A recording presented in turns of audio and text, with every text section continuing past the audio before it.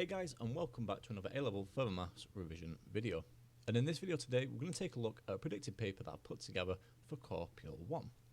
And I just want to point out here that this is just a predicted paper that I've put together. It's nothing to do with Edexcel and Pearson. And it is based just on old exam questions from the old spec and some questions from the new spec. So it's based on the advanced information that's been released to help you with your exam revision. Like always, I'd really appreciate any feedback for this paper and this video. I'm doing it in a slightly different format, just working through the paper on PowerPoint, but I'd definitely appreciate any feedback based on the difficulty of the paper. So is it too easy?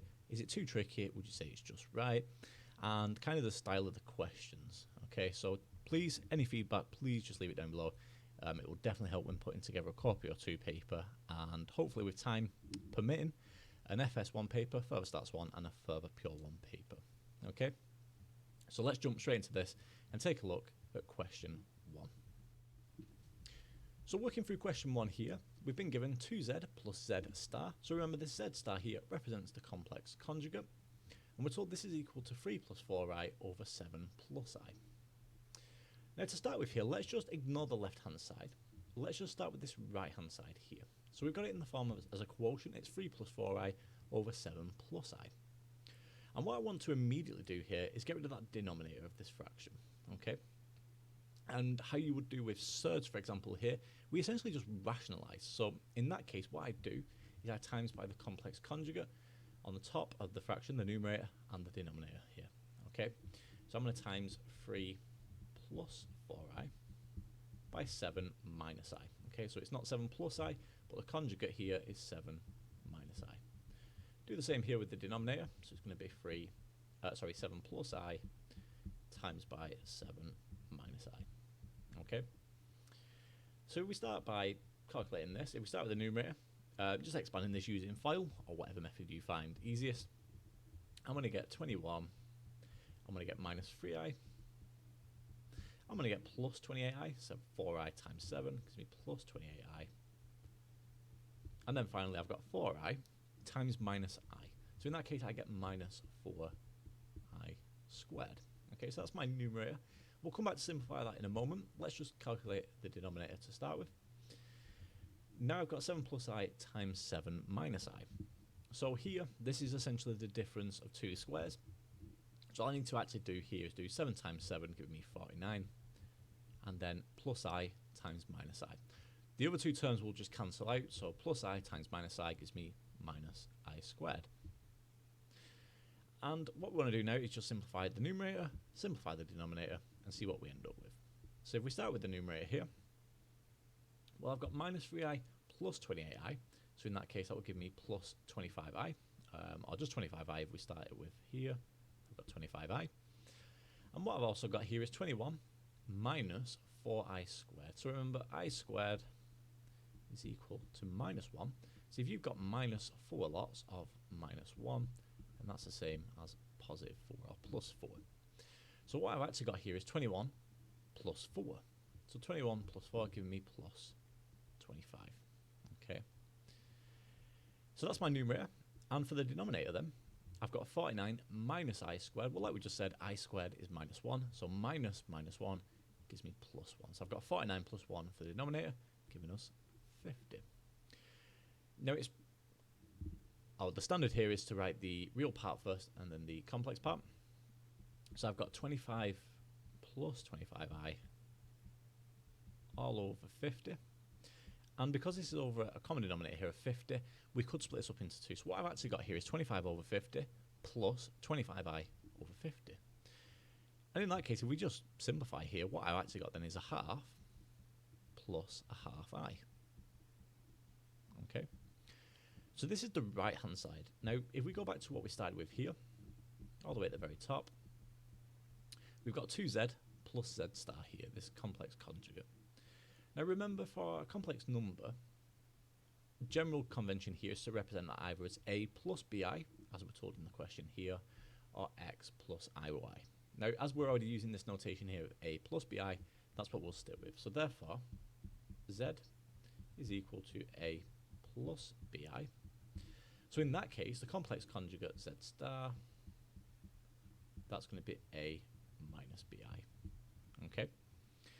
And what we're told then is that 2z, so 2 lots of this, plus z star here, a minus bi, is equal to this expression here. So therefore, we finish that down here, 2 lots of a plus bi plus z star, so plus a minus bi, is equal to this expression here. So this is equal to a half plus a half I.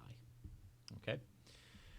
So if we expand here and simplify on the left hand side, I'm going to get 2a plus 2bi plus a minus bi. So therefore I've got 2a plus another a, so that would give me 3a. So we get 3a. And then in this case here I've got 2bi plus minus bi. So essentially that's 2bi minus bi. So that just gives me plus bi. Okay, and that's equal to a half plus a half I. And we're nearly done now. We've nearly got it in the form that we need, which is just z. We just need to do a little bit of work here. So what I've got then is 3a plus bi is equal to a half plus a half I. So this represents the real part, this 3a, which is the half. And then this bi here represents this part here, a half I.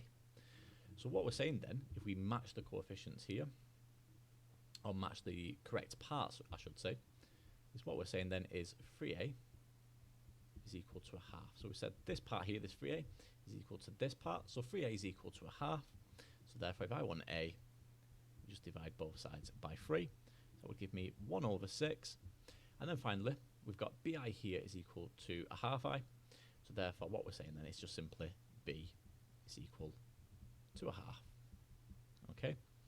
So if we go back to z, then this is what we're looking for here. This is a plus bi. And we can see by just using our value for a and our value for b that z must be equal to 1 over 6 plus a half I. Okay. And that gives us our solution there to question 1 and gets us our first 5 marks. So moving on to question 2 here, we have this question which is dealing with 3x3 matrices and finding the inverse of a 3x3 matrix. So in part A, we're given the matrix M, where we have this constant here, K. Okay. So this is quite common. The reason why they use a constant or a letter here to represent this constant is because you can't just input this into your calculator.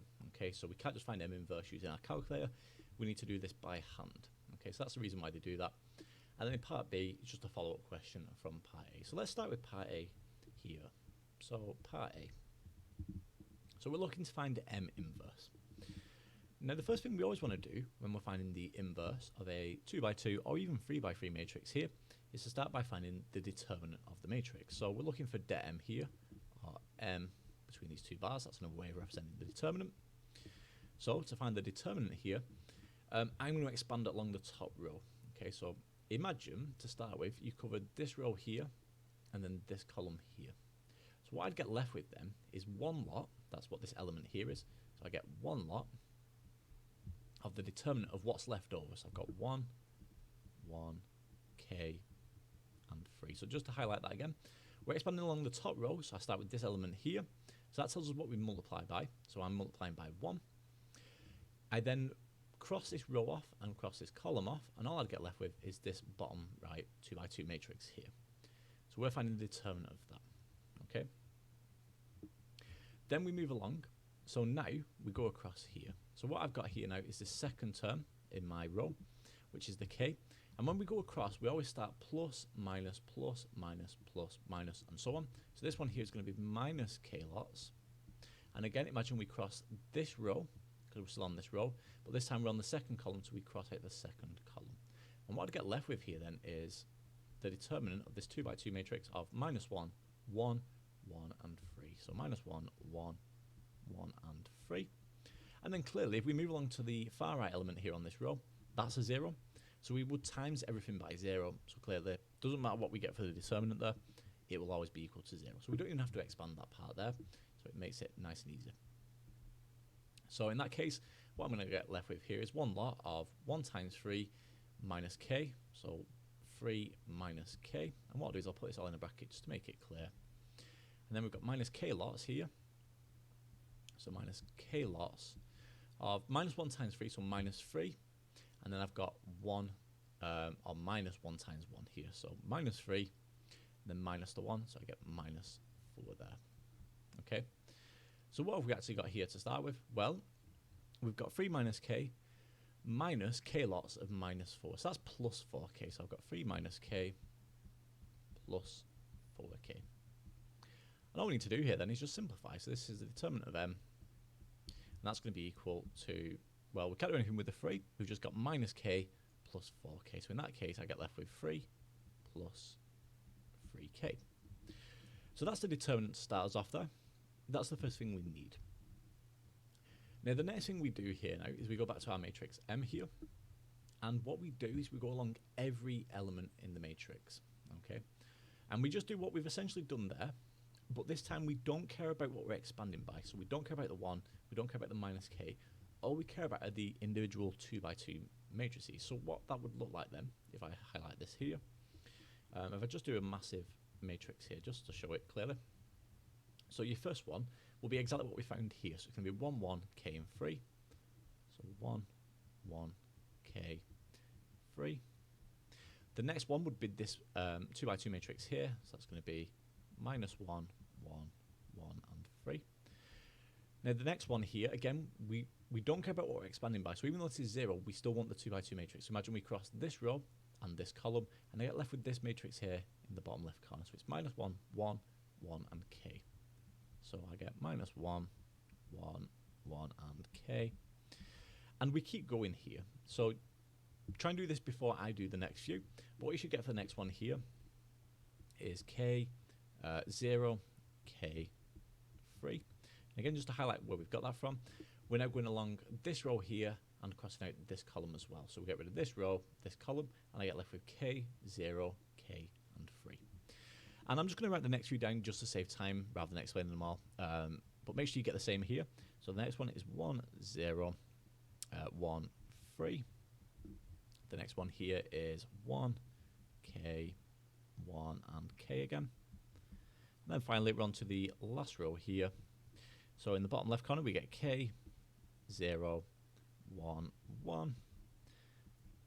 Next one is 1, 0, minus 1, 1. Like you can see, this is quite tedious. But the next one is 1k, minus 1, and then 1.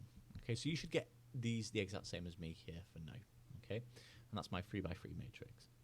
And what I need to do now is work out the individual determinants. So I'm going to go along each element and work out that 2 by 2 determinant. So for the example, the first one here is going to be 1 times 3 minus 1 times k. So that's going to be 3 minus k. So if we do this matrix here, just underneath here, so what I'm going to get then is 3 minus k. Again, I won't do all these by hand. I've already worked them out, but just make sure you do get the exact same. So the next one is minus 4. Next one is minus k, minus 1. Next one's 3k. We get 3, we get 0, k, 1, and then finally k plus 1. Okay, so that's my new 3 by 3 matrix. And once we get to this stage, what we need to apply now are what we'd call the cofactors here. So, like we were saying before, it goes plus, minus, plus, minus, plus, minus, plus, minus, plus. Okay? So always remember, if you're not too sure, just start with the top left one here, the first element being positive, and then it just alternates. So it's going to be plus, minus, plus, and so on. So what we're doing now is applying. So apply that fact. So we're doing plus, minus, plus, minus, plus, minus, plus, minus, plus. There we go. And what we do here, once we found this, is we work out the transpose. Okay? So we transpose this matrix. So, in that case then, all that's going to change are the negative ones. The plus ones will remain the same. So in that case, what I'm going to get here are 3 minus k. I'm going to get 4 here. So what I'm going to do first, I'm going to find the transpose of this in a second. So that would become positive 4 there. That would remain the same, minus k, minus 1. This here now, instead of it being positive 3k, becomes minus 3k. Remember, we're taking the negative here. So minus 3k. That stays the same as 3. That won't change. That's a 0 anyway. That's k. This becomes minus 1. And then finally, we get k plus 1. Okay? Now we need to find the transpose of this. To find the transpose of a 3 by 3 matrix, all we do, for example, is we take this top row here, and that becomes the first column. So in that case, then, what I'm going to get here is 3 minus k. And just as a bit of a guide here, the diagonal elements will remain the same. So I'm going to get a 3 minus k in the top left, 3 in the middle, and then k plus 1 in the bottom right. This one becomes 4, and then finally this is minus k minus 1. The middle row becomes the middle column, and the bottom row becomes this column here on the far right. So the middle row, middle column, so that's minus 3k.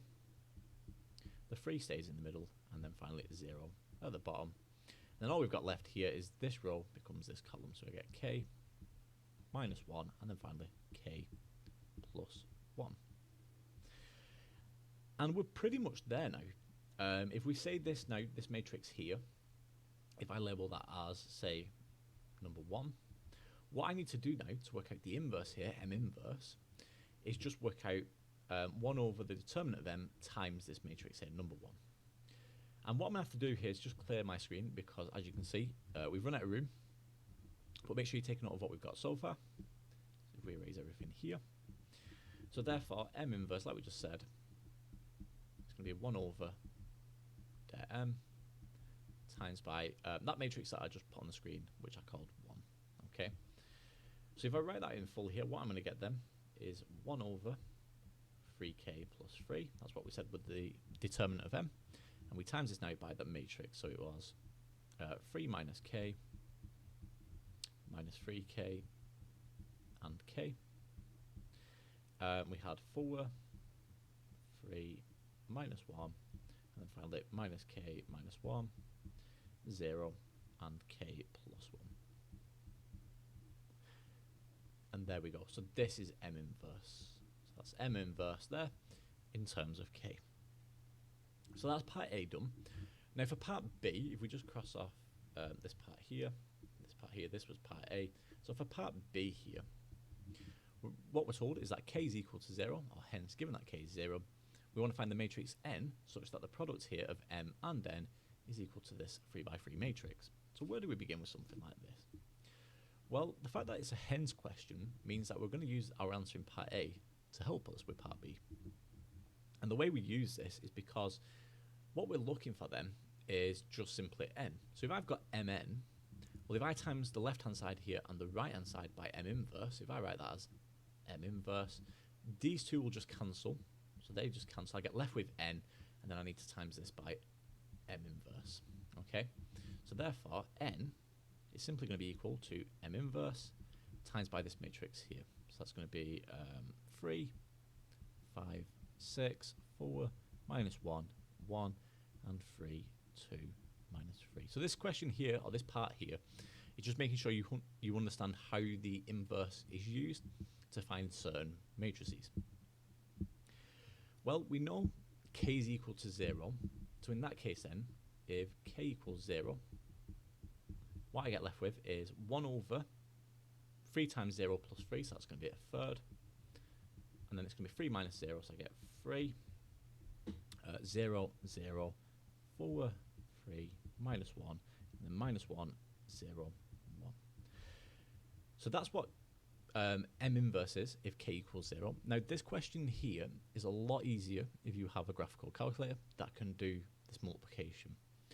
If you don't, you have to do it by hand, which is quite slow and tedious. So I would definitely recommend getting a graphical calculator even now, only a few weeks before the exam. Still get one just to help you with these questions like this.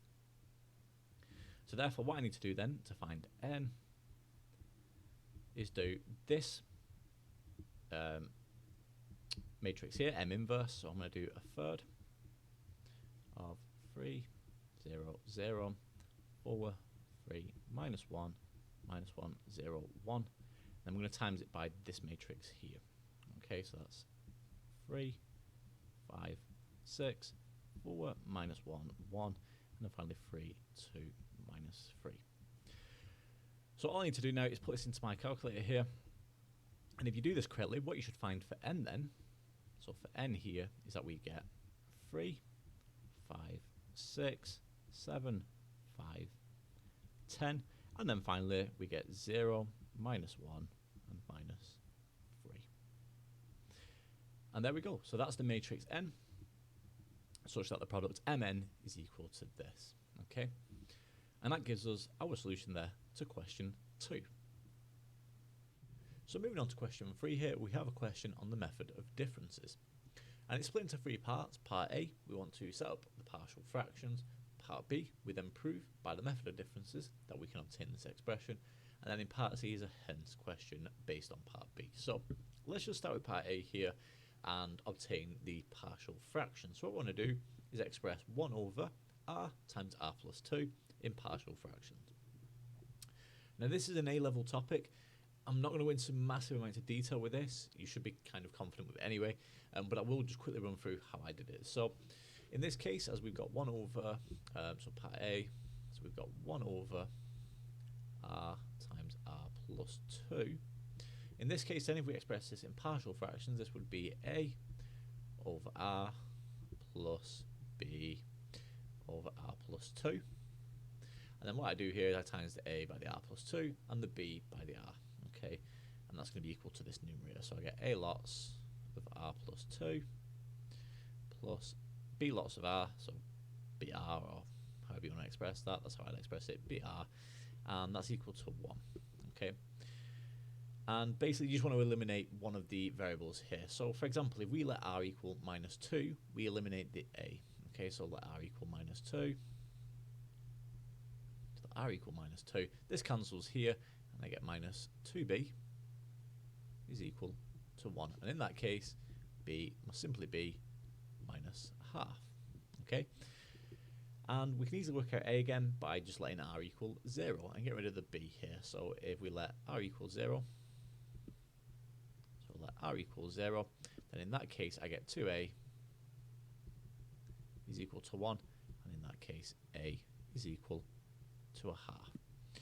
So in that case then, expressing that in partial fractions, what I get then is 1 over r times r plus 2 is equal to a over r. Well, we know a is a half, so it's going to be 1 over 2 lots of r. So that's going to be 1 over 2 lots of r, or 1 over 2r. So that's the first part here, that's a over r. And then b over r plus 2, well, b is minus a half, so this would be minus here. And if it's 2 in the denominator, well, that's going to be 2 lots of r plus 2, so that's minus 1 over 2 lots of r plus 2 there. Okay, and that gives us part A there, expressing 1 over r times r plus 2 in partial fractions.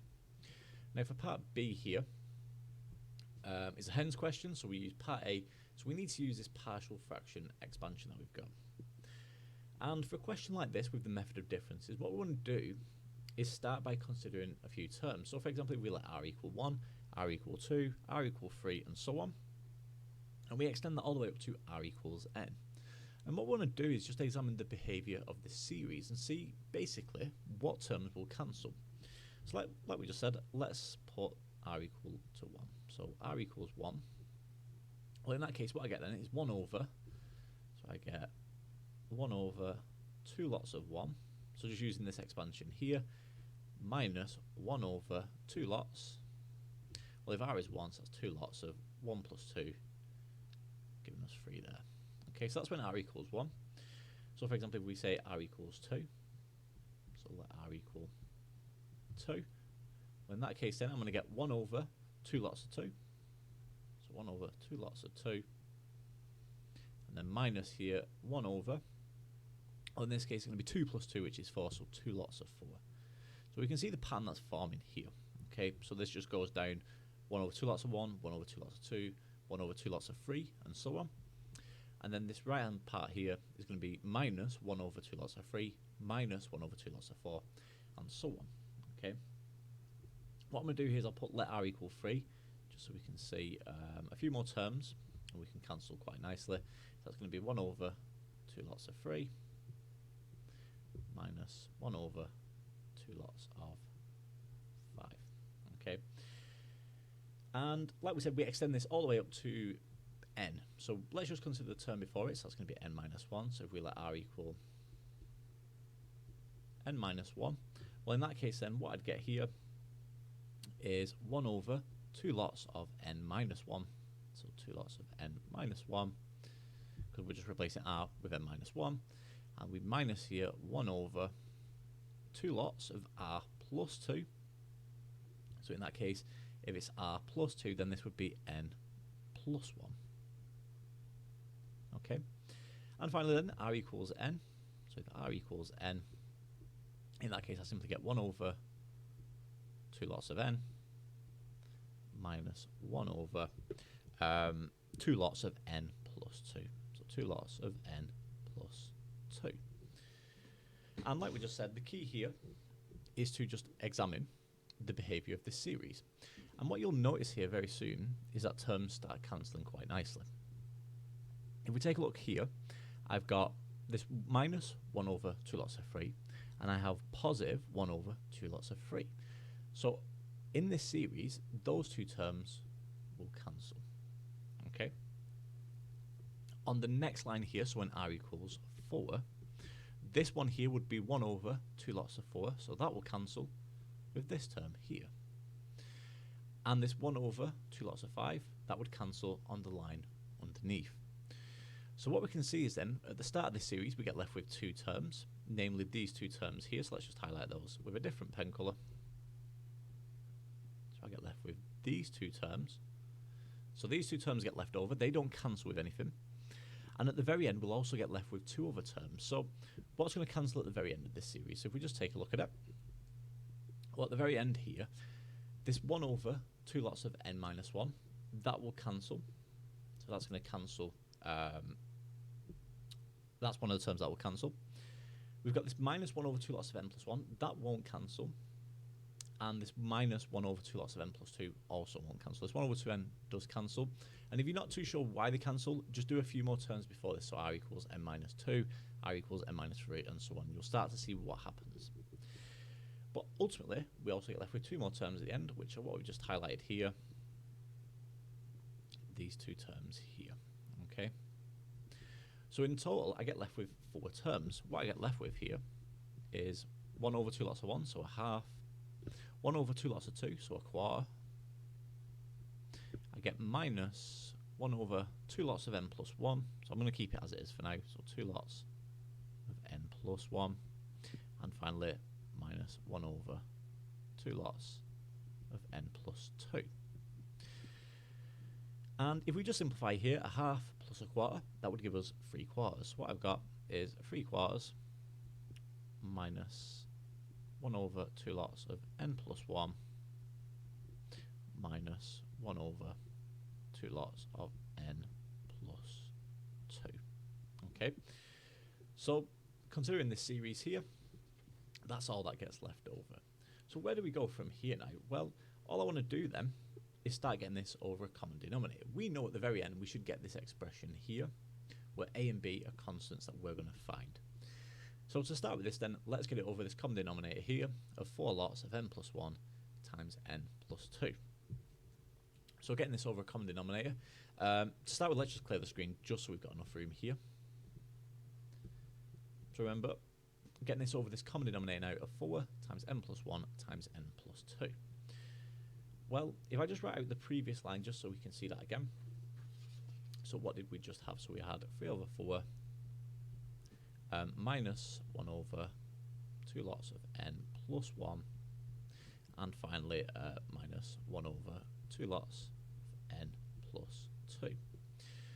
So now getting this over the common denominator then, what I'm going to do here is I'm going to times this 3 by n plus 1 and n plus 2. So therefore I get 3 lots of n plus 1 times n plus 2. The second term here, the middle term, I'm going to simply times that now here by 2 lots of n plus 2. So that's going to be minus 2 lots of n plus 2. And then this one here, this final term, we're going to times that by 2 lots of n plus 1. So that's minus 2 lots of n plus 1. And this is all over our common denominator. So this is all over 4 lots of n plus 1 times n plus 2. And at this point here now, this just boils down to an exercise in simplifying. Okay, all we want to do then is just simplify this numerator. So if we expand this quadratic here, I get 3 lots of n squared plus 3n plus 2. Here now I'm going to get minus 2n minus 4, so minus 2n minus 4, and then finally minus 2n minus 2, so minus 2n minus 2. And again, this all over the common denominator of 4 lots of n plus 1 times n plus 2. And again, if we just keep simplifying here, I've got 3 times n squared, so that gives me 3n squared, and there's no other n squared terms, so we can't do anything with that. I've now got 3 times 3n, so that would give me 9n. We also have minus 2n minus another 2n, so that's minus 4n. So 9n minus 4n gives me plus 5n.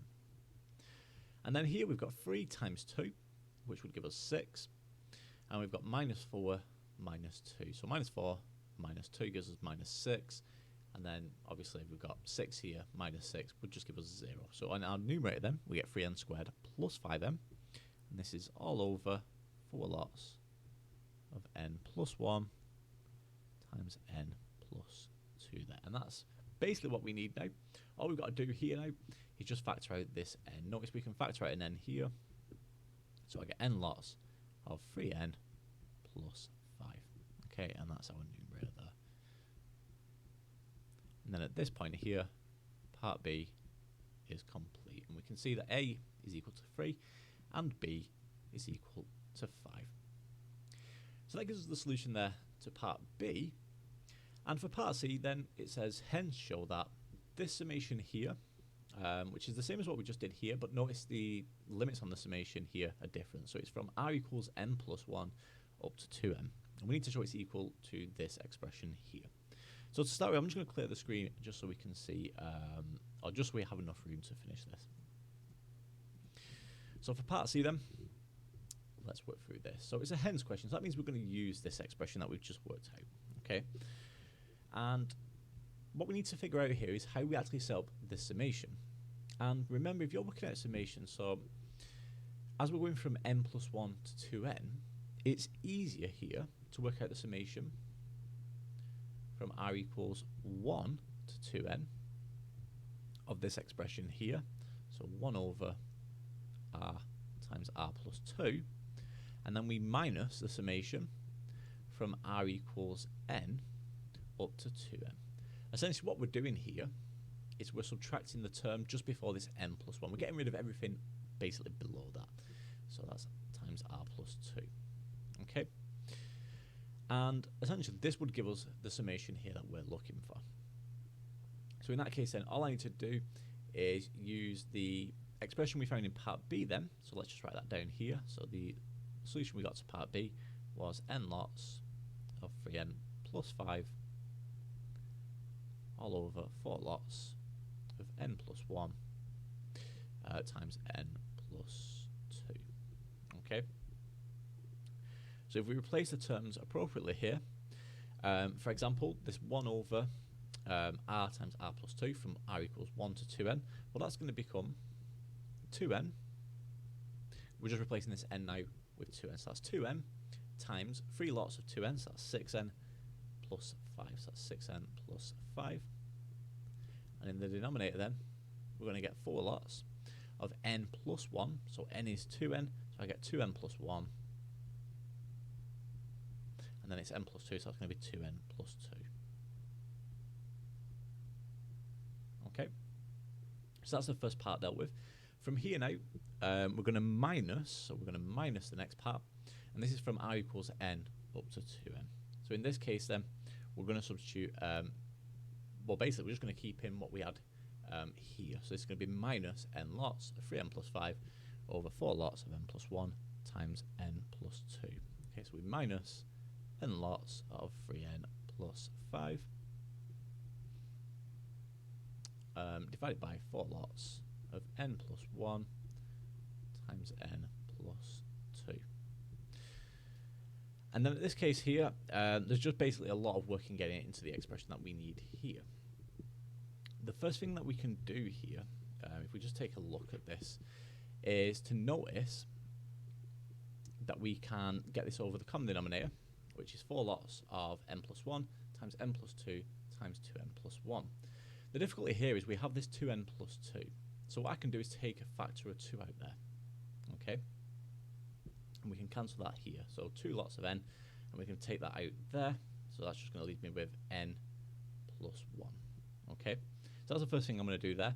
And that makes it a lot easier now to get it over a common denominator. So in that case then, what am I going to get here? Well, I'm going to get n lots of 6n plus 5. So it's going to be n lots of 6n plus 5. So n lots of 6n plus 5. And then we times this by the n plus 2. That's what we don't have underneath this denominator. So we times that by n plus 2. That's from this side here. Notice the n plus 2. And we now minus. So what don't we have under this denominator? Well, that's going to be the 2n plus 1 here. So this is now minus n lots of 3n plus 5. And then the term that we're missing is the 2n plus 1. So we times it by 2n plus 1. And then putting this over the common denominator that we've just done, I get 4 lots of n plus 1 times n plus 2. And then finally 2n plus 1. Okay. And to finish with here, we just need to simplify and get this expression here. The first thing I can do is I notice I've got n lots of this expression here minus n lots of this expression here. So I can just factor in n out straight away, which should make this a little bit easier. So I get n lots, and I get left with these quadratics now. So I get 6n squared. So I get 6n squared. 17n. So I'm going to get 17n because I've got 6n times 2 is 12n plus 5n. So I get 17n. And then 5 times 2 gives me plus 10. So that's that quadratic there. This one here, well, that's going to be 3n times 2n, giving us minus 6n. What I'm going to do is I'm going to put all this as a minus. So that's going to be 6n squared. 3n times 2n is 6n squared. 3n times 1 is 3n plus 10n there, so that gives me 13n. And then finally 5 times 1 gives us plus 5. Okay. Again, this is all over the common denominator that we had of 4 lots of n plus 1, n plus 2, and finally 2n plus 1. And then in this case here, we just need to simplify it where we can. So I've got 6n squared minus 6n squared. They just clearly cancel. I've got 17n minus 13n. So that would give me the 4n here that we can see. So this gives me, where can I finish this one? If we finish it up here. So I'm going to get n lots of 4n. And then finally I've got 10 here minus 5. So that's just going to give me plus 5. And we can see now we've got the numerator and we already have the denominator here. So that's 4 lots of n plus 1 times n plus 2 times 2n plus 1.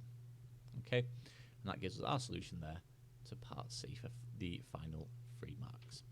So that gives us the solution there to question 3. Moving on to question 4 here then, we have this question on integration. So we're given our function f of x, which is equal to 1 over the square root of x squared plus 2x plus 10. And for part A, we simply have to determine the integral of f of x with respect to x. So let's start with part A here first. So part A, we want to find the integral of 1 over the square root of x squared plus 2x plus 10. Okay. And this is with respect to x. So where do we begin with something like this? Well, with an integral of this type, if you see something where it's 1 over the square root and we have a quadratic like this, straight away you need to be thinking about completing the square on this quadratic. And the reason for that is because we want something of this form here. We need to get something of this form. Now clearly as we have a square root here, we only have 3 possible options. It's going to be either this result here, this result here, or this result here. These are the only results here with a square root in the denominator. So we need to get something of this form, one of these 3. So let's start by completing the square here on our denominator. So in that case, what we get then is the integral of 1 over, well, if we complete the square here, so I've got x squared plus 2x plus 10. So in that case, completing the square, then I get x plus 1. We square all of this. I'm going to get, oops, I made a mistake. That should be plus 10. I square this term. That would be positive 1, but we want the minus that, so that's minus 1 plus 10. So I get x plus 1 all squared plus 9. Okay. So what I've got then is 1 over the square root of x plus 1 all squared plus 9. Okay, and this is with respect to x. And notice here, these two expressions are equivalent. The square root of x squared plus 2x plus 10, and the square root of x plus 1 all squared plus 9. But the second form here now is of one of these forms, and as a result, we can easily find the result now of this integral. So we just need to decide now which of these three does this match with. And the one this matches with here is of this form. Okay, it's this one here, r sine. Okay, so this is the inverse of hyperbolic sine. And the reason it's this one is because if we take a look at the denominator here, we've got x plus 1 all squared, so that represents the x squared term here. And we have plus 9, and the plus 9 represents this a squared. So because this is a positive value, it's plus 9, a squared is positive, rather than, for example, this one here where it's x squared minus a squared. So because it's positive, it has to be this one. So this is the one that we use. So in that case, we can see then that the result is simply going to be this application of r sine x over a, where x in this case is the square root. So x is equal to the square root of x plus 1 all squared. So that's just simply going to be x plus 1. And our a value here, a, is the square root of this term here. So therefore a is equal to the square root of 9, giving us 3. So we write our result out then. This integral is equal to r sine. So that's r sine of x plus 1. So it's x over a, so x plus 1 over a, which is 3. Okay. And we don't actually have limits on the integral here, so I'm not quite sure why I'm putting square brackets around it. Let's just get rid of that. But we don't need the square brackets here. But what we do need, as we have no limits, is our constant of integration, so our plus c there. Okay, so that's the answer to part A there. That's our result. Now for part B, this is a hence question again. So we're going to use the answer to part A to help us with part B. And what we want to do here is show that the mean value of f of x over the interval from 2 to 20 can be expressed in the form a ln b plus c root 2, where a, b and c are rational constants to be determined. So what I'm going to do is I'm just going to clear everything on the screen so far, but again, like always, just take note of where we're up to. So we'll clear everything here and then have a look at part B. So part B. So what we're looking for here now is the integral from 2 to 20, that's the interval that we're working from, 2 to 20, of the result here. So this is f of x with respect to x.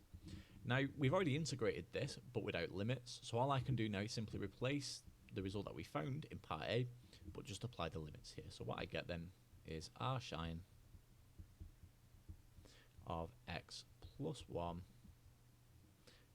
over 3, and we have the limits here of 2 to 20. Okay. So all I need to do here now is substitute these limits in. So if I substitute the upper limit in first, like always, I'm going to get 20 plus 1 over 3. So 21 over 3 gives us 7. So what I get then, when I substitute the limits in, is r sine 7. And then the lower limit here, we subtract this off, and that's 2 plus 1 over 3, which would give us 1. So I'm minus r sine 1. Now at this point here, when we're working with the inverse hyperbolic function notation, at this point here now we just use the notation that we have in the following book. So it's not on this page, it's on one of the other pages, but it's a pretty standard result. You should really have seen it by now. But in this case, all it simply is the natural logarithm. So if I substitute r sine of 7 here first in, then I get the natural logarithm of 7 plus root 50, because it's 7 squared plus the 1, so it's root 50 there. And now we minus r sine 1, so this is minus the natural logarithm of this value here, so that's 1, plus 1 squared plus 1, so plus root 2 there. Okay, so again, just to reiterate this is just a formula in your formula book. So it's r sine 7, so that's a natural logarithm of 7 plus the square root of 7 squared plus 1, giving us root 50. And then we minus r sine 1, so that gives us the minus here of the natural logarithm of this value here, 1, plus the square root of 1 squared plus 1. And this point now is just essentially an application of the rules of natural logarithms and logarithms. So in this case here now, we can express this as a single natural logarithm. So this is the natural logarithm. As this is a quotient now, because we're subtracting, so I get 7 plus root 50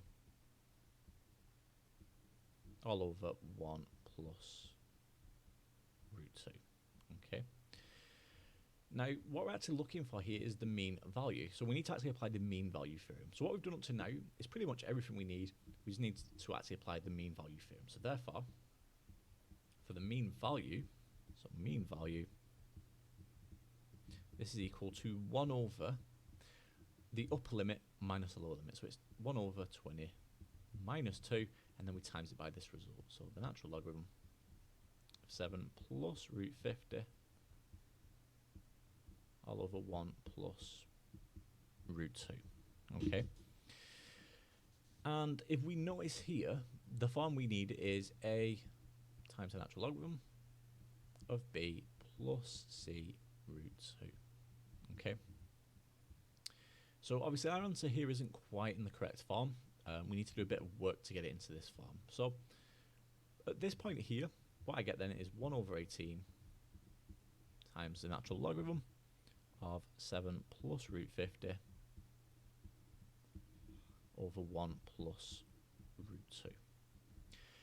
And clearly the big issue here now is this quotient as my natural logarithm. So we need to get rid of this denominator here. And just like we do when we're working with surds, all I'm going to simply do here is rationalise. So I'm going to times the top of this surd and the bottom of this surd by the complex conjugate. And we're going to room a little bit. Let's see if we can do it at the top. If we just clear all this, hopefully we might just have enough room to do this. So what I'm doing then is I'm doing 7 plus, so this root 50, if we make life a little bit easier, root 50, that's the same as root 25 times root 2, so that gives us 5 root 2. Okay, so that might make life a little bit easier, so 5 root 2. So what I'm doing then is 7 plus 5 root 2 times 1 minus root 2. Okay, we times by the complex conjugate, and then we do the same here with the denominator, so I get 1 plus root 2 times 1 minus root 2. So if we do the numerator first, what would we get here? So we get 7 times 1, 7. We've got 7 times minus root 2, so we get minus 7 root 2. We've got 5 root 2 times 1, so that gives me plus 5 root 2.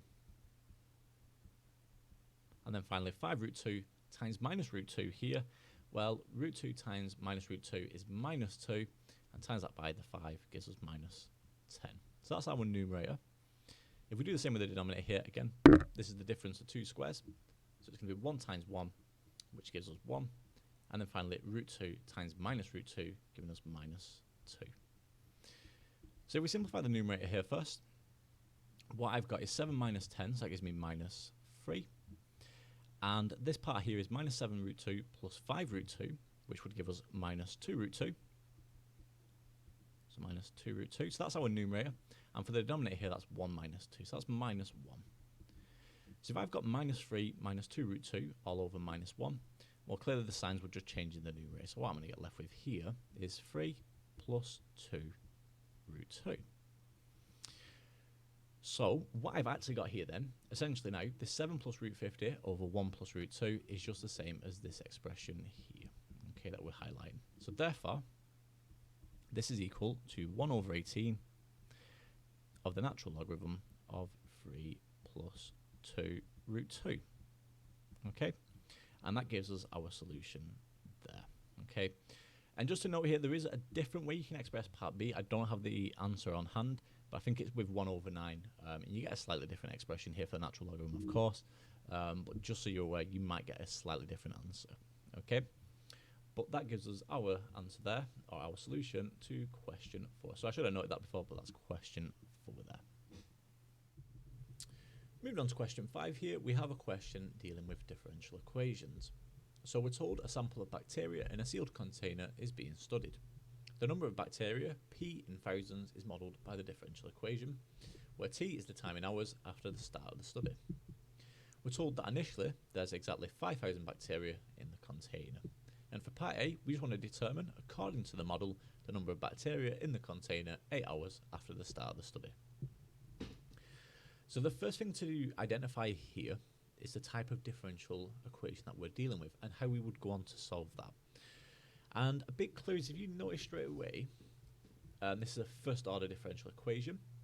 It's not, for example, dp squared, for example, so it's a first order differential equation, and we have something here in front of the dp by dt. So straight away that jumps out to me that we need to divide by the 1 plus t, and we're also going to need an integrating factor to solve this differential equation. Okay, so these are the kind of things you need to be watching out for when you're solving these types of questions. So like we just said, we notice here there's this 1 plus t in front, so we're going to divide everything through by 1 plus t. So question 5a. So if we divide by 1 plus t, that gives me dp by dt.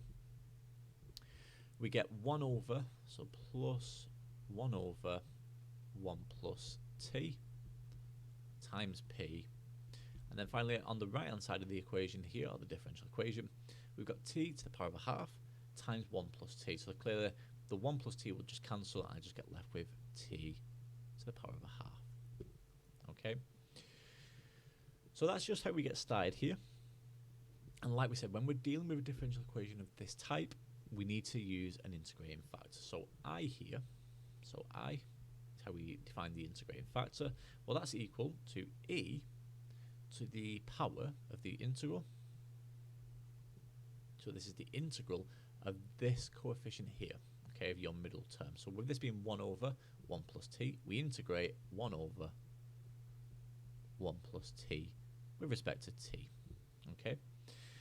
And this result here, well, this is a straightforward integral, 1 over 1 plus t.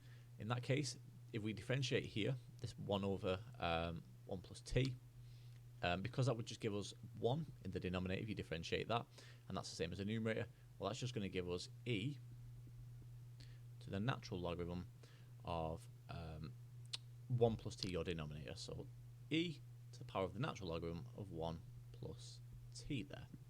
Okay, and clearly if you have the exponential function to the power, or the exponential function here like this, with the power being the natural logarithm, we just get left with whatever this is the natural logarithm of. So this is 1 plus t, so this just simply gives us 1 plus t there.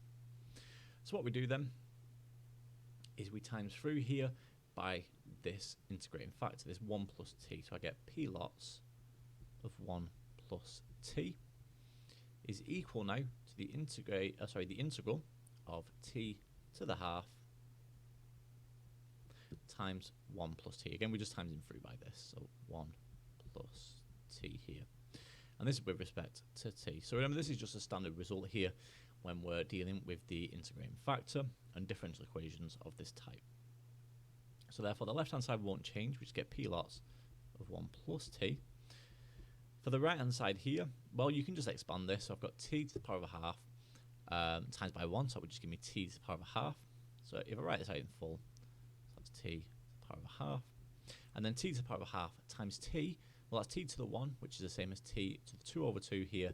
So if we add them together, we get plus t to the 3 over 2 there. Okay, so t to the power of a half times t gives us t to the power of 3 over 2. And we're integrating here with respect to t. So we just need to integrate term by term. So I get p lots of 1 plus t. That's going to be equal to adding 1 to the power and dividing by the new power. So this would be t to the 3 over 2. So we're going to divide by 3 over 2, which is the same as times it by 2/3. So I get 2/3 of t to the 3 over 2. Okay. I've now got t to the 3 over 2, so if we integrate that again, it's the same as just adding 2 over 2. So I get t to the 5 over 2, so we need to divide by 5 over 2. So again, we can just flip that to be 2 over 5 there. Okay. Don't forget your power. And again, don't forget here we need our constant of integration plus c. And now we just use the initial condition that we're told here. We're told that initially there are exactly 5,000 bacteria in the container. So we know when t equals 0, so when t equals 0, but be very careful here, p here represents the number of bacteria. That's in thousands, so don't put 5,000 here. That's simply going to be 5. If there's exactly 5,000 bacteria, then p is equal to 5 rather than 5,000. And all I need to do now is simply substitute that into this line here. Okay.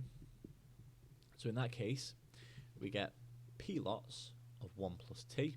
Well, we know p is 5, we know t is 0. So I get 5 lots of 1 plus 0, and that's equal to 2/3 of t to the 3 over 2. Well, we know t is 0, so that's just going to be times 0 to the 3 over 2, plus 2/5 t to the power of 5 over 2, which again will just be 0 to the power of 5 over 2, which again will just cancel to give us 0 anyway. And then finally we get plus c. And in that case then, all we simply get left with here, well, everything on the right hand side cancels except for the c, so therefore c is equal to 5.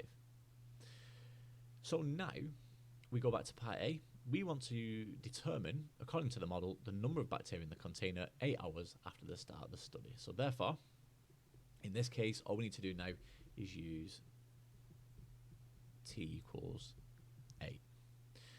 So therefore, we just, again, substitute into our formula here. We're looking for p, the number of bacteria. So we don't know p for this part, so therefore it's just going to be p lots of 1 plus 8. So 1 plus 8, that's equal to 2/3 of 8, or 3 over 2, plus 2/5 of 8 to the power of 5 over 2. And then c here is plus 5, so c is plus 5. And all we need to do here is input this into our calculator, and what you should find here, remember you need to divide by 9 because we want just p, that we get 10.27.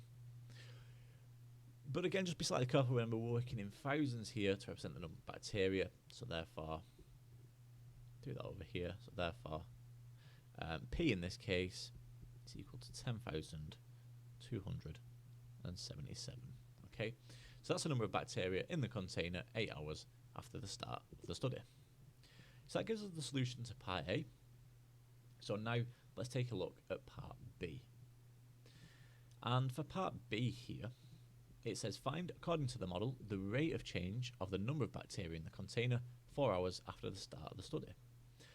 And for part B, if you're not too sure where to start, always kind of go back to the language of the question. There's a big clue in this question where it says the rate of change.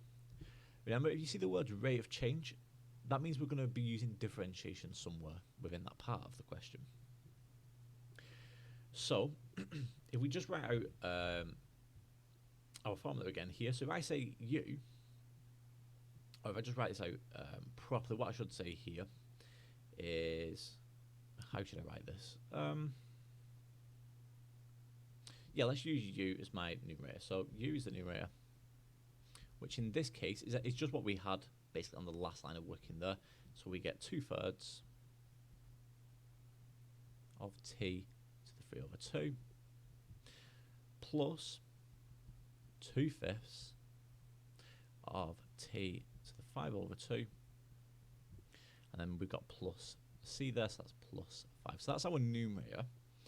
For the denominator, that's just what we divide by. So because it was p lots of 1 plus t, we just want p, so in that case we divided by 1 plus t, so that means v is simply 1 plus t. And what we also need here is a differential of each of these. So we need u prime and v prime. So v prime is quite straightforward. We're just going to differentiate that with respect to t. U prime, there's a little bit more to it, but it's nothing too bad. So u prime here, just differentiate term by term as we go along here with respect to t. So what I get then is t to the power of a half. And then the next term here, I get t to the power of 3 over 2. So plus t to the 3 over 2. Okay? And for v prime, so for v prime here, that simply gives me the differential of 1 plus t with respect to t just simply gives us 1. So now we need to apply the quotient rule here. So this is where our differentiation comes into play. We're looking for the rate of change, so that tells us we're going to be using differentiation.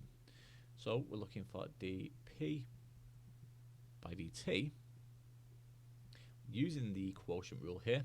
So the quotient rule, remember, is a formula in your formula book, so you don't have to worry about memorizing it. So it's going to be v times u prime minus u times v prime, and that's all over v squared. So all I need to simply do here is substitute in v, u prime, u, and v prime, and v squared. So v times u prime, so it's 1 plus t, so it's 1 plus t times by u prime, which is this expression here. So that's t to the power of a half plus t to the 3 over 2. We minus now u, so this expression here, times v prime. Well, v prime is just 1, so we just simply get left with u here. So this minus, again, I'll put it all in brackets just to make it clear, 2/3 t to the 3 over 2 plus 2/5 t to the 5 over 2, and finally plus 5. Okay, so that's our numerator. We need the denominator as well, which is v squared. So v here is 1 plus t, so v squared is just simply 1 plus t squared. Okay, now what we're looking for here is when t is 4 hours after the start of the study. So that tells us t equals 4. So all I need to do here now is simply substitute t equals 4 into this expression. So when t equals 4, substitute that in, then again it's quite long, a bit tedious. I get 1 plus 4. So this is 4 to the power of a half plus 4 to the power of 3 over 2 minus, so this is 2/3 4 to the 3 over 2. Again, all I'm doing is replacing each t with 4 plus 2/5 of 4 to the 5 over 2 plus 5. Okay, so that's our numerator. Don't forget the denominator here, 1 plus 4 all squared. So clear that denominator there will be 5 squared, giving us 25. But here now, I'm just going to put all this into my calculator, which I've just done just before answering this question. So make sure you put this into your calculator and make sure you get the exact same as me here. And what you find is you get 403 over 375.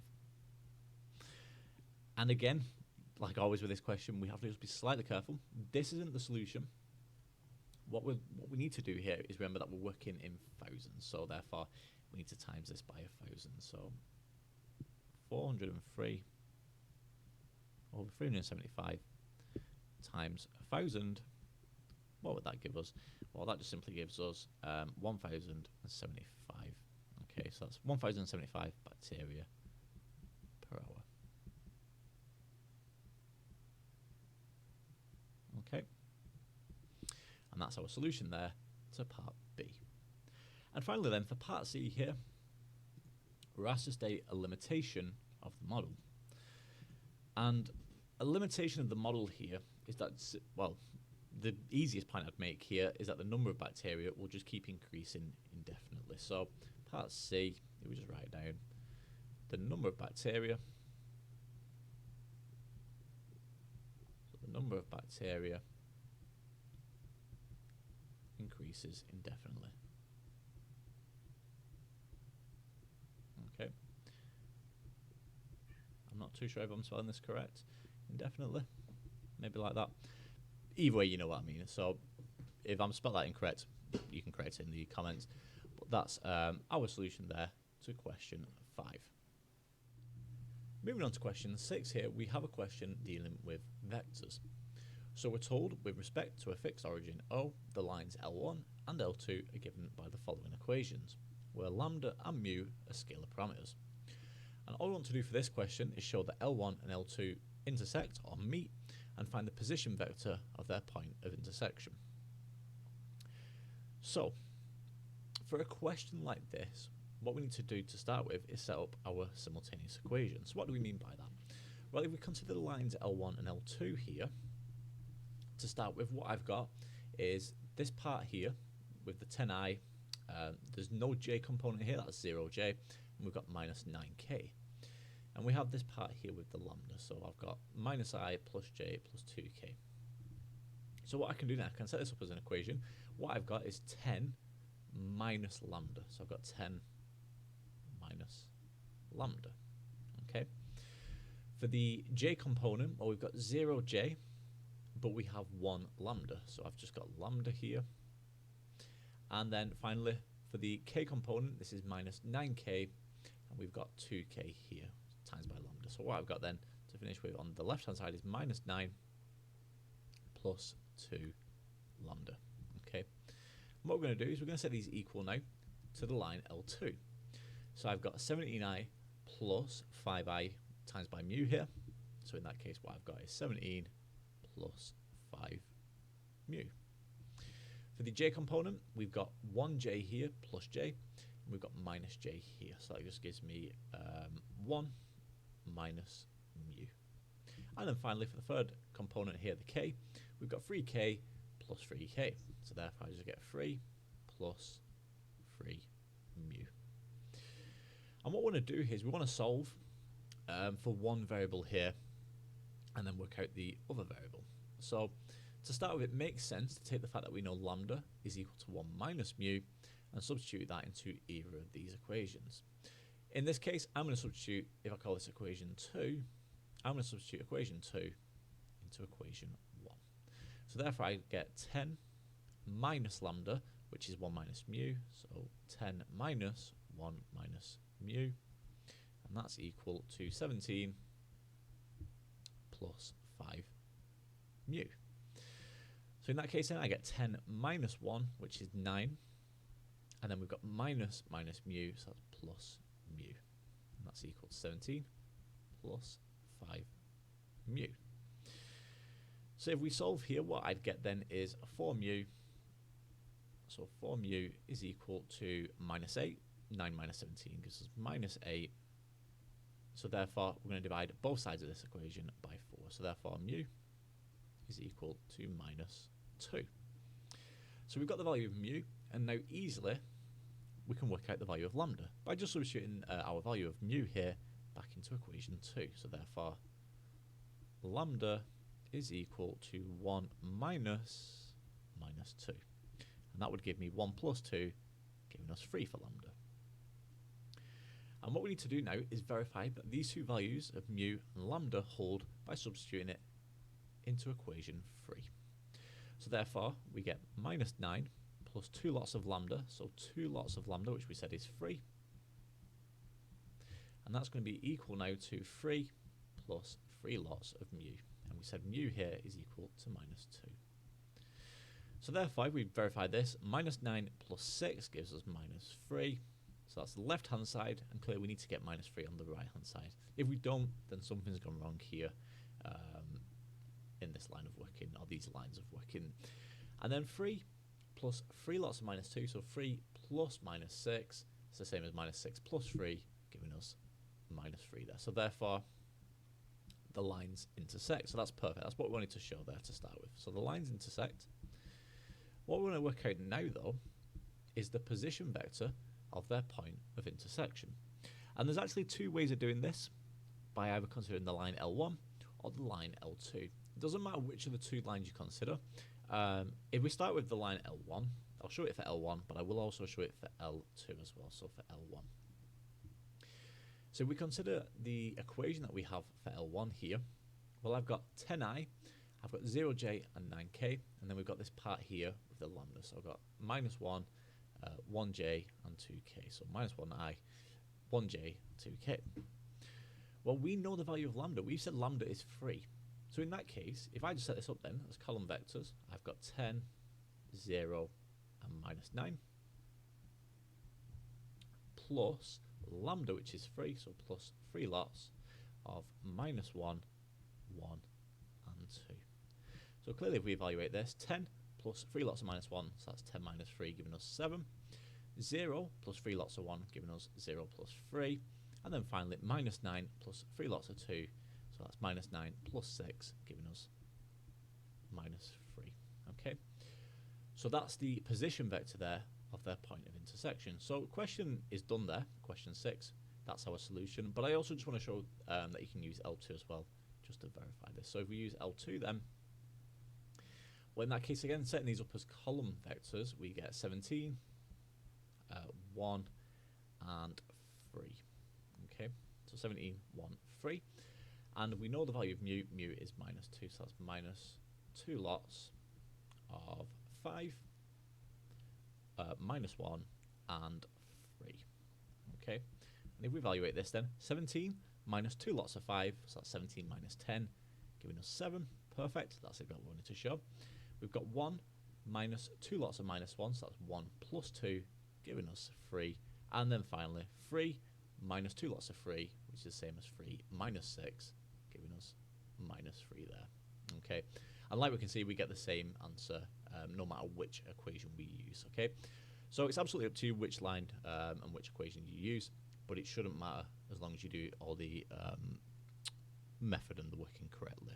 Okay, so that's our solution there to question 6. Moving on now to take a look at question 7 here, which is taking a look at De Moivre's theorem. So we're told we have a complex number z, which has modulus 1 and argument theta. And in part A, we just want to show a pretty standard result here that you should be familiar with, which is z to the n plus 1 over z to the n is equal to 2 cos n theta. So like I said, this is a standard result, and you should really have seen this if you're preparing for exams in your exam revision. But you might not necessarily know how to prove this result or show this result. So let's show how we do that for part A here. So if we start up here, question 7, part A. Now to start with, for this question, we need to understand what z to the n actually represents. So z to the n here represents cos n theta plus I sine n theta. Okay, this is De Moivre's theorem. So what we're saying here is z is equal to cos theta plus I sine theta, so therefore z to the n is cos n theta plus I sine n theta. Okay, and 1 over z to the n is the same as z to the minus n, so z to the minus n. And in that case then, we get pretty much the same result, but instead of it being plus I sine n theta, it will be minus. So this is cos n theta minus I sine n theta. Okay, this is the complex conjugate.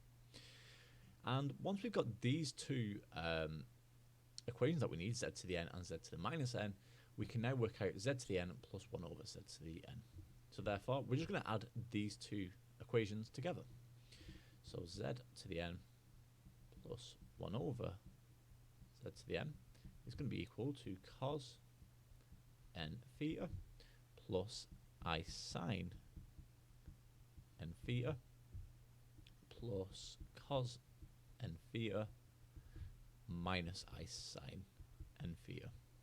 Okay, so if we evaluate this here, we've got this I sine n theta minus I sine n theta, so they will cancel. That will be equal to 0. And what I get left with then here is cos n theta plus cos n theta.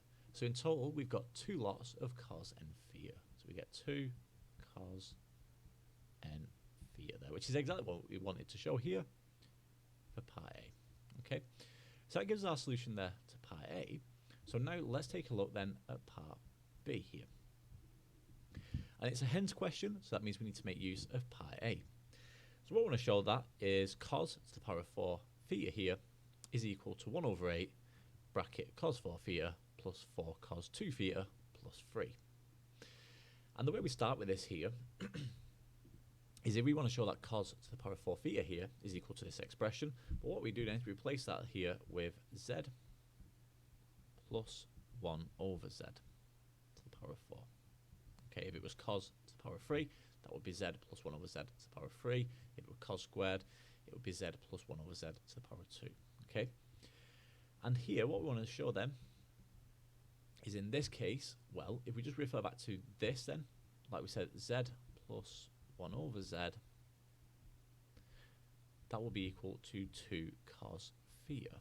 So in that case then, if we've got z plus 1 over z to the power of 4, this is the same as 2 cos theta to the power of 4.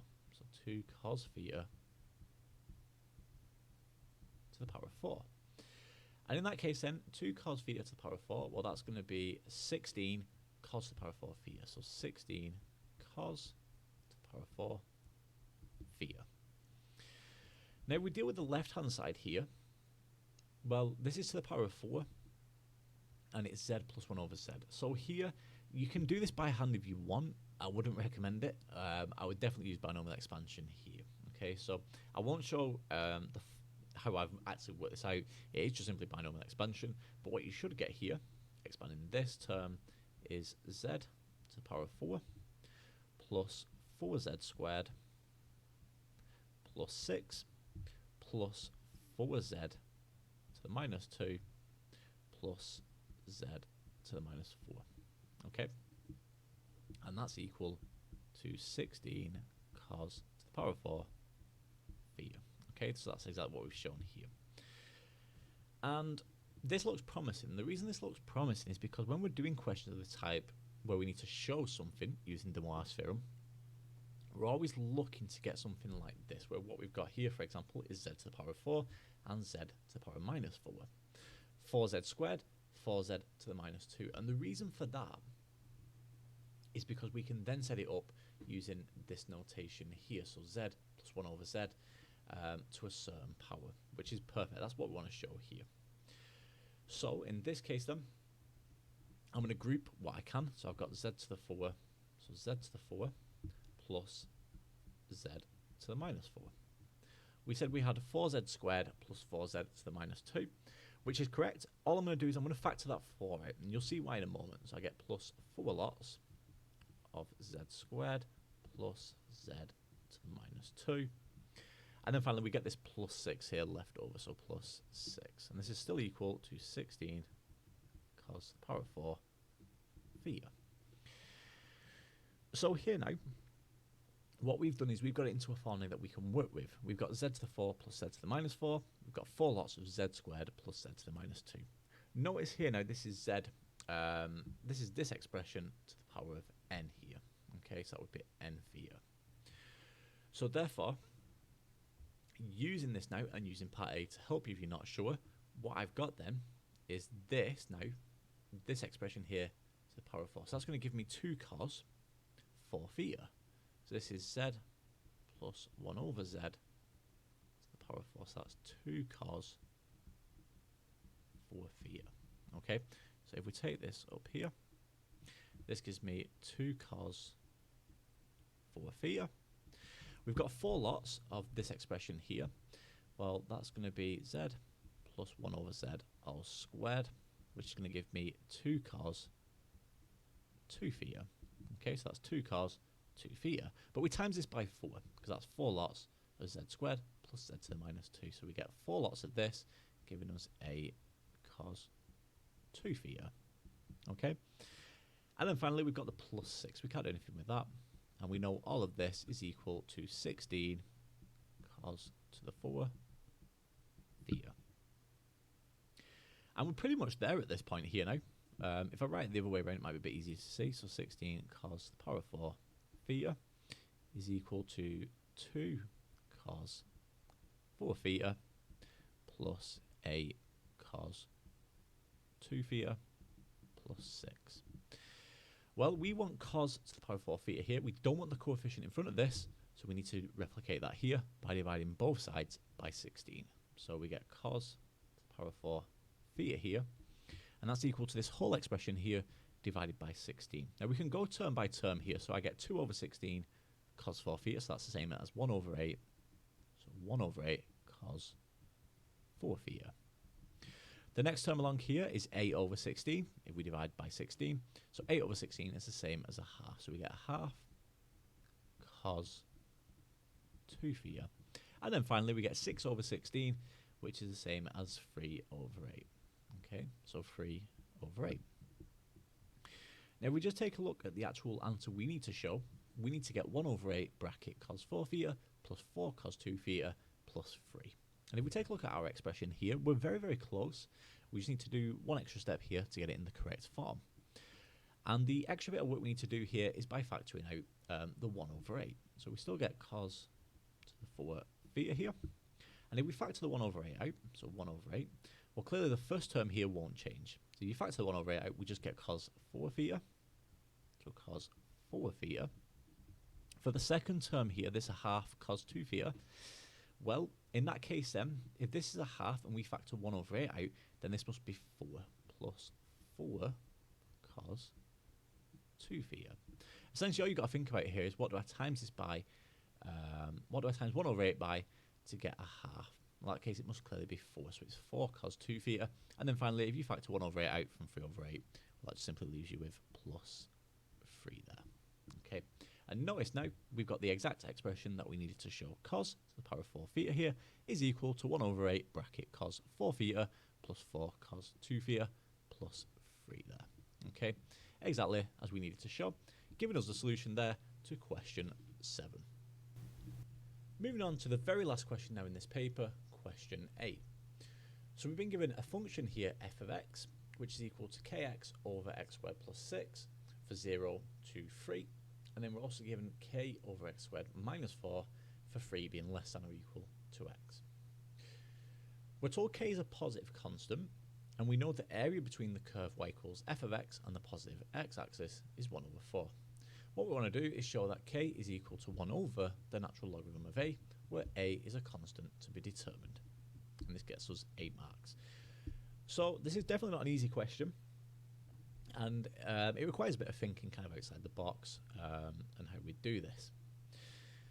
The first thing to note here is if we're told the area between the curve y equals f of x and the positive x-axis is a quarter, well, that means we're going to be using integration here. Okay, if we're looking at the area between a curve and, say, the x-axis like this. So let's start by setting up our integral here. So what we're looking at then is the integral of f of x, so f of x here with respect to x, and using the defined domains here, this is from 0 to 3, so from 0 to 3, but then it goes from 3 being less than or equal to x. The other way of looking at that is x being greater than or equal to 3. Okay, so in that case, this integral here extends up to positive infinity. Okay, so that's our upper limit on the integral. So what we've actually got here then is an improper integral, and we know this is equal to 1 over 4. And the thing that makes this integral even more difficult is because what this actually is a piecewise function. It's a function that's split into 2 parts. We've got this part here between 0 and 3, and then this part here greater than 3. So what we're going to do is we're going to split this integral up into 2 parts. We've got the part here from 0 to 3, and that part covers the first function here. So that's kx, so that's kx all over x squared plus 6. Okay, that's with respect to x. And now we have the second part here to this integral, and this is from now 3, so this is from 3 all the way up to the upper limit here of infinity. Okay, and that's for the second function here of k over x squared minus 4, okay, with respect to x. And we know this here, this result is equal to a quarter. So this is definitely not an easy question, but the first thing I can do to make this integration easier is by factoring out the k in front of it, okay? Or using linearity, I should say, really, rather than factoring it out. So we can bring this k out in front, and we can do the same for this integral here. And the reason why is because we're told k is a positive constant. So if I bring the k out in front, then what I get then is k lots of the integral from 0 to 3 of x over x squared plus 6. Okay, so that's x over x squared plus 6 with respect to x. And we also have the integral now from 3 to infinity. Again, bringing that k out in front here, so k lots of this integral, and that's going to be 1 over x squared minus 4, okay, with respect to x. And again, we know this is equal to a quarter, but we'll just omit that for now. So we need to go along now and perform each integration separately. Well, if we take a look at this first integral here, well, this is going to be k lots. So it's going to be k lots. Well, x over x squared plus 6 here. This is just simply going to be a half. That's going to be a half of the natural logarithm of x squared plus 6, sorry, so x squared plus 6, our denominator. Okay, so this integration here should be pretty standard. It's mainly from your A-level. You should be familiar with this and quite confident with this. Okay, and that's with the limits here of 0 and 3. Now, if we just substitute our limits in first and deal with this first integral here, what would we get? Well, we're going to get k lots of half, substituting the upper limit in first then, so I get the natural logarithm of 3 squared, which is 9 plus 6. So that's the natural logarithm of 15. And now we minus the lower limit here, so that's going to be minus a half of the natural logarithm of x squared, which is 0, so 0 squared plus 6. So it's just going to give me the natural logarithm of 6. Okay. So now let's consider this second integral here, and then we'll substitute the limits in for that. So therefore, what I get here then, where can I do this? Should I do it underneath? Yeah, well, we should have enough room. So I get k lots of, again, this should hopefully be a standard integral for you to solve here. So I get k lots of a quarter of the natural logarithm, and expressing this as a single logarithm here, we get x minus 2 all over x plus 2. Okay, notice in here that the denominator is the difference of 2 squares, so x plus 2, x minus 2, and that's how we get that result there. Okay,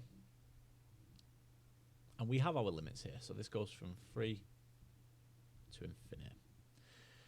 So here now, if we actually consider these limits properly, well, we need to use a dummy variable. So what I can say then is that this is equal to the limit, if we use t as our dummy variable, so this is the limit as t tends to infinity here, of a quarter of the natural logarithm of x minus 2 all over x plus 2. Okay, and again, the upper limit is where that dummy variable is placed, so that's t, that's what we had it as infinity here, and our lower limit stays the same as 3 there. And if we actually substitute these limits in now, we start with the upper limit here. So what that gives me here then, and using linearity here with this limit, so with this being just a quarter, we can bring that quarter out in front of the limit here. So I get a quarter of the limit. So I get a quarter of the limit here as t tends to infinity of the natural logarithm. So this is going to be t minus 2 over t plus 2. That's t minus 2 over t plus 2, like so. So that's the upper limit. And if we substitute the lower limit in here, well, again, I'm going to get minus the natural logarithm. Again, this quarter we took outside here, so we don't need to worry about that again. Minus the natural logarithm here of 3 minus 2, which is 1, over 3 plus 2, which is 5, so a fifth. Okay, and then we can express this here as just simply a quarter of the natural logarithm of 5. Okay, so we've made a good start here. We just need to carry on now. Okay, so we know this result here is just simply equal to a quarter of the natural logarithm of 5. So if we just finish this off then, if I just clear everything I've got up to now, let's clear all this. So what have we got so far? Well, what we've got to now is k over 2, so k over 2 of the natural logarithm of 15 over 6. So what I've done here is I've represented the first integral that we had with the limits in here as a single natural logarithm, so that's 15 over 6, because it was a half of the natural logarithm of 15 minus a half of the natural logarithm of 6. So just to highlight that over here, we had k lots of a half of the natural logarithm of 15 minus a half of the natural logarithm of 6. Okay, so these expressions are equivalent. So we get k over 2 of the natural logarithm of 15 over 6. We also had k over 4 of the natural logarithm of 5. So that was the second part that we just did there, using, what did we have? We had a quarter, of the natural logarithm of 5. So if you times that by k, you just get k over 4. Same here, we get k over 2 times the natural logarithm of 15 over 6. Okay, and we know this result here is equal to a quarter. That's what we're told at the start of the question here. And at this point now, it's just a matter of simplifying and solving for k. So the first thing I can do here, given that we've got a denominator of 2 here, we've got a denominator of 4, and we've got a denominator of 4 here, is to times through by 4. So that would be 4k over 2, giving me 2k. And then clear the next two here. This would just be plus k lots of the natural logarithm of 5. And finally, this would just be equal to 1. So with this being 2k here, we can bring the 2 up using the power rule. So I get k lots of the natural logarithm of 15 over 6 all squared plus k lots of the natural logarithm of 5, and this is equal to 1.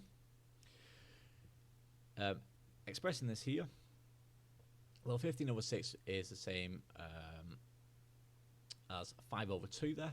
So that's going to be 25 over 4. So this is k, natural logarithm of 25 over 4. So what I've done then is I've just simplified this. So 15 over 6 is 5 over 2. And then I've squared that there to get 25 over 4. Plus k lots of the natural logarithm of 5 is equal to 1. So we're nearly there now. We keep going and solving this. Well, here it makes sense to express this as a single natural logarithm in this case.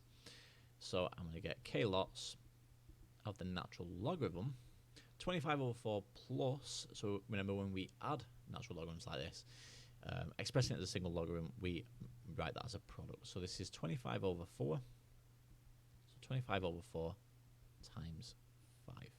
Okay, and this is equal to 1. So therefore, this is going to give me 125 over 4. So I get k is equal to 1 over, so 1 over the natural logarithm of 125 over 4. Okay, and that gives us our solution there to question A. And like we've seen, we wanted it in the form k equals 1 over the natural logarithm of A, where A is just a constant. So A in this case is equal to 125 over 4 there. Okay, and that gives us the solution there to question A. And that brings us to the end of this paper. Hopefully you found this paper helpful. You might have seen some of the questions before, like I said, but hopefully some questions in here are quite new and something a bit different. Like always, please leave feedback. It will definitely help when putting a Corpio 2 paper together. I'd like to know kind of the difficulty, whether you find this too easy compared to the actual Corpio papers, whether it was kind of right. I wouldn't say it were more difficult, in my opinion. I tried to pick a nice balance. But like always, please just do let me know down below. So cheers, guys.